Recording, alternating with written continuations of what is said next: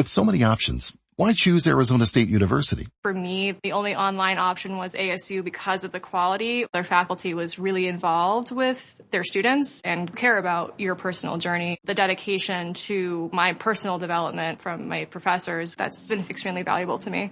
Earn your degree from the nation's most innovative university. Online. That's a degree better. Explore more than 300 undergraduate, graduate, and certificate programs at asuonline.asu.edu. Hollywood, it's time now for...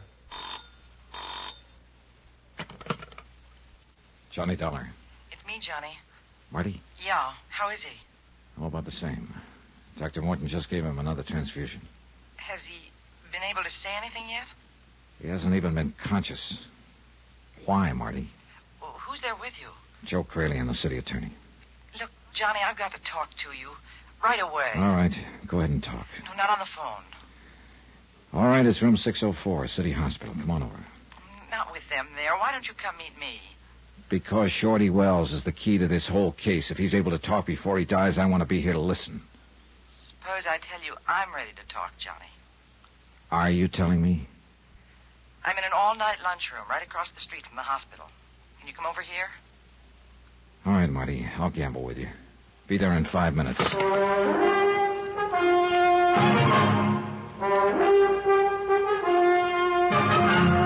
Tonight and every weekday night, Bob Bailey in the transcribed adventures of the man with the action-packed expense account. America's fabulous freelance insurance investigator. Yours truly, Johnny Dollar.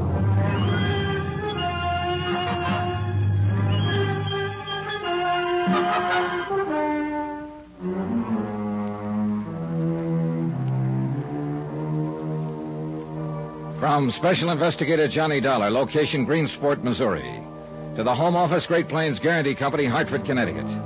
Assignment, the Open Town Matter. Expense account, final page. I hung up the phone more puzzled than ever, and heaven knows the case had been puzzling from the start. Marty Blake, young widow of the murdered police chief, had been completely uncooperative and unwilling to talk. And now she was reversing her field. Why? Her house had burned to the ground earlier in the evening, and Shorty Wells, number 1 on the city attorney's wanted for murder list, had been found trapped in the flames. Maybe this had something to do with Marty's phone call.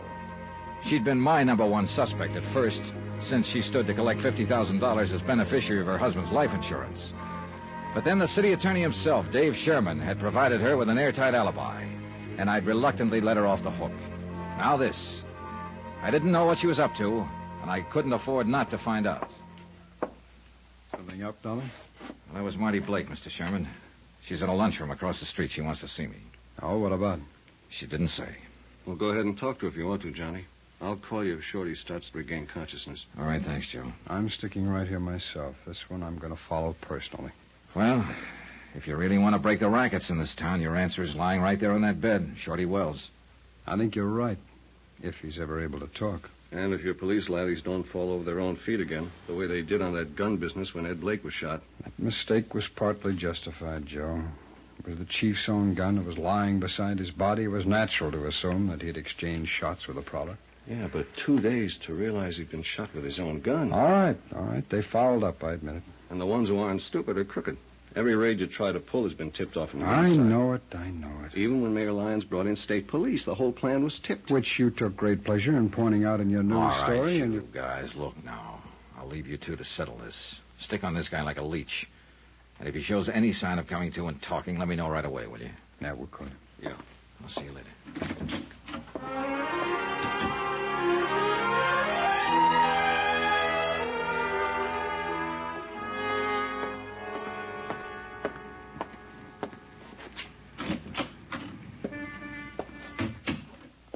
Back here in the booth, Johnny. Right. Well, what's on your mind, Marty? Sit down, Johnny. Here, come on. Why not? Well? The waiter's in back if you'd like some coffee or something. No, thanks. Okay, now what is it? What is what? You had to talk to me right away. How I talk? Johnny, I'm not too hard to take, am I? No, you're a pink and gold doll. Wild honeysuckle and a handful of stars. At least that's what a couple of guys said today. I don't care what a couple of guys said. What do you say, Johnny? I guess the description fits, as far as looks are concerned. And if that's all you want to talk about... No, wait, Johnny. I'm in the clear on this. You know that. The night my husband was killed, I've got an alibi nobody could shake, right? Well, I'm pretty well convinced you didn't pull the trigger, if that's what you mean. And you could convince the insurance company, too, couldn't you? If you would. Oh, yeah. Yeah, they'd go pretty much on my reports. But I don't see... Why don't we get this settled and over with? Why don't you be nice, Johnny? And turn in a real good report. Oh, so that's the pitch. Well, it's not a pitch. I didn't do it, so why can't you tell them so? Why don't we get some more answers first to a lot of questions? Explain a few odd angles, maybe. Like what? Like the fact that you heard the noise and woke up, that you sent your husband downstairs, that you turned on the light behind him and made him a perfect target for whoever held the gun. Johnny, Like the fact that you filed your insurance claim less than 24 hours after your husband was killed. Suppose we hear what Shorty Wells has to say before I make any report. What if Shorty dies without talking? Well, in that case, I guess you will be in the clear. Because right now, he's the only lead I've got. Now, if you'll excuse me. Johnny, make that report. Make it now. Sorry. I'll give you $10,000 out of the insurance. Oh, you are anxious, aren't you? I just want to get it settled. Sit down, Johnny, and let's talk about it. Yeah, Joe, what is it? Fireman I know just came by the hospital, Johnny. They found out why Shorty fired those shots just before he ran out of the blazing house. Why? That cellar door was padlocked on the outside. He had to shoot the lock off to get out. Then he probably didn't set the fire after all. Not if he was locked in the basement. What about that, Marty? Was he the one who was supposed to die in the fire? If he was hiding out in my cellar, I didn't know anything about it. Just another one of those odd angles, huh? Oh, stop it. Johnny, by the way, what you want to see me about? See about? What do you mean? Oh, yeah, the nurse said you phoned the hospital. Said you wanted me to meet you here. You mean you didn't? Come on, Joe, let's get back there.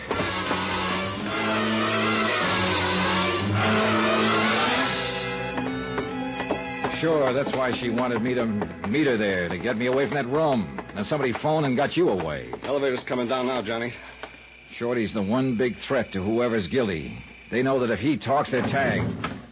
Get up to his room before... No, I thought... Mr. Sherman, leaving? Well, yes, somebody phoned. It's the mayor. He wants me to meet him across the street. Anybody up there with Shorty Wells? Well, the doctor will be back in a few moments. Come on, Sherman, back into the... Wait a minute! Look, I've got to meet Mayor Start it Lyons. up, Joe. Start it up. Sixth floor, number 6. May I ask what's going on here? Oh, I haven't got time to go back upstairs. I I'm told afraid you... you'll have to take time, Mr. Sherman. It was all right to leave, Dollar. Shorty wasn't showing any signs of coming to. Did you make sure of that? Did I... Look, Dollar, I don't get what you're driving. All right. Come on now, let's go. Would somebody please let me in on this? Let's take a look at Shorty first, Mr. Sherman. Johnny, what happened to that cop who was on duty? Well, he was here in the hall when I left just a moment ago. Oh, he could have walked down to... Did you leave that door ajar, Mr. Sherman? Why, no, of course not. Come on, Why... but quietly. What the devil? Are we interrupting something, Mayor Lyons? What's he doing with that pillow? Nothing. I wasn't doing a thing. You were holding it down over Shorty's face. Get out of the way. I think you were trying... Shorty's dead. You smothered him with that pillow. No. He was dead when I came in. I was just moving the pillow, Dave. Did you have to get us all out of this room and then send the police guard away just to move a pillow? Mr. Dollar, are you suggesting... Well, that I I'm might have- suggesting it for one. Dollar, I've been sure for months that Mayor Lyons was back of the rackets here, but I didn't have any way of proving it. Until now, perhaps. Until now, Mayor. Very well, don't move, any of you. Oh, now, wait a minute. That gun isn't really your answer, Mayor. There are 3 of us, you know. You can't get us all. Stay back, Dollar. Tell me something. Why did you have Ed Blake killed? Wasn't he one of your own boys? I can tell you why, now. Ed Blake was going to pull out of the rackets, Dollar, and spill the whole setup to me. That was the reason for that fishing trip. Then it must have been Marty who tipped off Mayor Lyons. Sure, it figures. She loved that racket money that Ed was bringing home, and Shorty Wells was in town with a grudge against Ed already. Well, it was real convenient for you, wasn't it, Mayor? As a matter of fact, Dave, it was very convenient. Then Shorty hid out in the cellar of Marty's house until she decided things would be less complicated if she locked the cellar door and burned the house down. Marty was a weak link, you might say. Stay back, Dave. Oh, you better give me the gun now, Mayor. No, get back. Do what he says, Mayor. You haven't a chance. I'm warning you, Dollar, if you try Yeah, I hear you. But I doubt if you can... Let go of it, Mayor. Drop that gun. Let go of it. No. Thanks. Now, if Look you out, just... he's getting away. Lock the door. You'll never stop me from... Look out, that window. He tripped.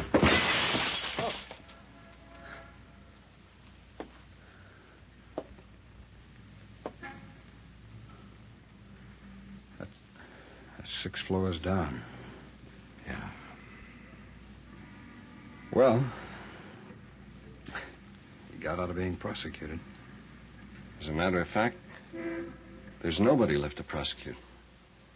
You want to bet?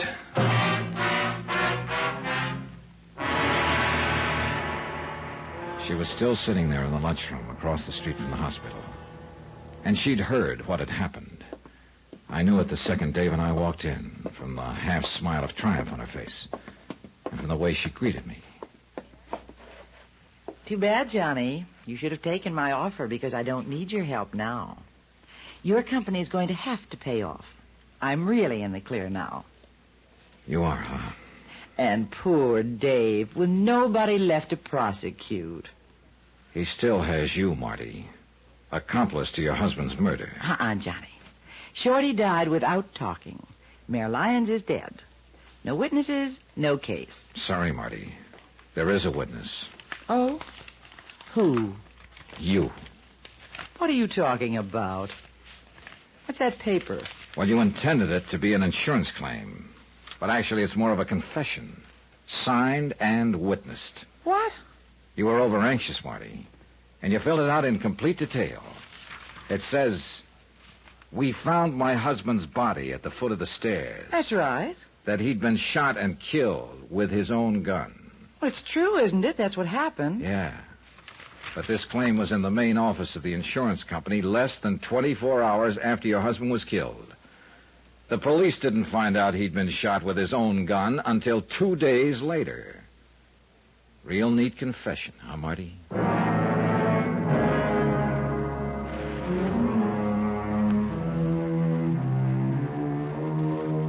Expense account item 12, $310.45. Incidentals in Greensport and transportation back to Hartford. Expense account total, $516.20. End of account, end of report. Remarks? Marty Blake never was able to explain how she knew about that gun. She sure tried. Yours truly, Johnny Dollar.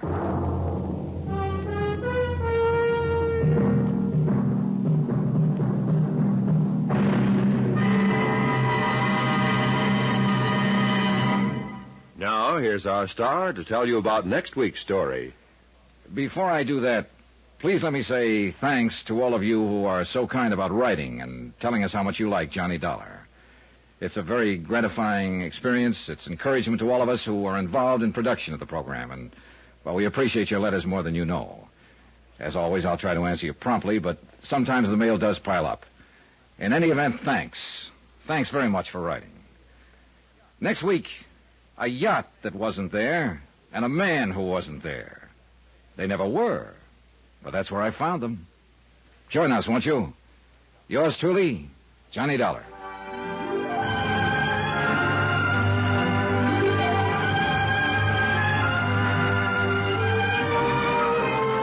Yours truly, Johnny Dollar, starring Bob Bailey, is transcribed in Hollywood. It is written by Les Crutchfield and produced and directed by Jack Johnstone. Heard in this week's cast were Gene Tatum, Paul Dubov, Joseph Kern, Stacey Harris, and Russell Thorson. Musical supervision by Amerigo Marino. Be sure to join us on Monday night, same time and station, for another exciting story of Yours truly, Johnny Dollar. Roy Rowan speaking.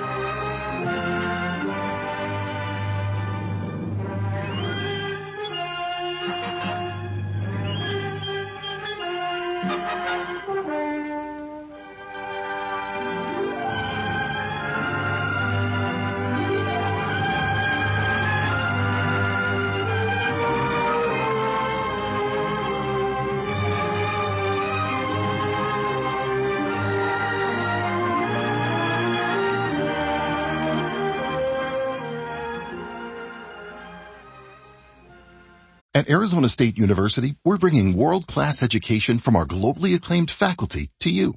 Ranked #1 in innovation for 10 consecutive years and #2 among public universities for employability. ASU isn't just ahead of the curve. It's creating new paths to success. Earn your degree from the nation's most innovative university. Online. That's a degree better. Explore more than 300 undergraduate, graduate, and certificate programs at asuonline.asu.edu. Having a life scholarship and being able to afford to go to college made me feel inspired to go. When I got a life scholarship, it was such a relief. I knew that I wanted to have an impact. Having a life scholarship through the SC Education Lottery was huge. It gave me the opportunity to make that impact right here at home. The South Carolina Education Lottery. A better you, a better us, a better South Carolina. Visit sceducationlottery.com/betteryou.